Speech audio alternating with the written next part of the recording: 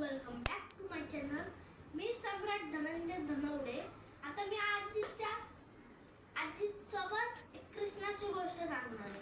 म्हणजे आता सुरुवात करतोय आपण. तर आपण आहे ना आता म्हणजे रात्र होतं. 2 माकड होते. तिथं पाणी होतं पूर्ण. आणि तिथं लाकडीचं हे होतं. म्हणून त्याच्या मुलांनी मंकीच्या मुलांनी हे केलं, उडी मारली. म्हणून तिथं 4-5 साप आले म्हणजे छोटे पण असतात. आणि त्याच्यानंतर तो चील माहिती ना, तो पण कृष्णाचाच भक्त होता. सकाळ झाली ना, मग तोपर्यंत त्या चिलने त्याला वाचवलं. कोणाला? त्या माकडला. आणि त्याच्यानंतर ते ह्यानी सकाळ झाली. कृष्ण आणि त्याचे मित्र खेळत होते. काय? म्हणजे पाण्यामध्ये खेळत होते. अंबागाई आणि तिचे 2 बहिणी होते. ते कृष्णा अंबागाईची बहीण का? ते कृष्ण आहे ना, त्यांना खूप त्रास द्यायचा. म्हणून तो बासुरी वाजवली की ते त्याच्याकडे यायच्या. आणि त्याच्या आल्याच्यानंतर ते आले ना साप. मग त्याच्यानंतर आहे ना हे आलं, काय बोलतात, म्हणजे पूर्ण पाणी ग्रीन झालं. पूर्ण हे झालं. आणि पूर्ण त्याचे गुलाब आहे ना तसे खाली पडायला लागले.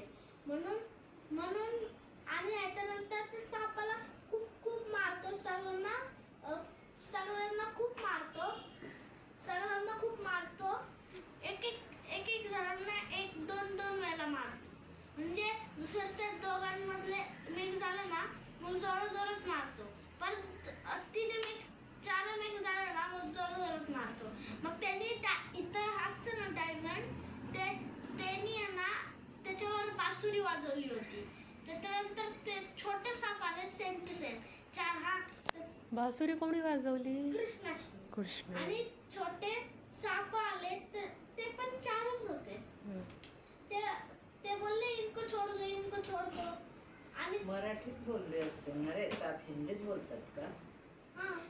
मराठी बोलतात. यांना सोडून द्या. ह्यांना सोडून द्या.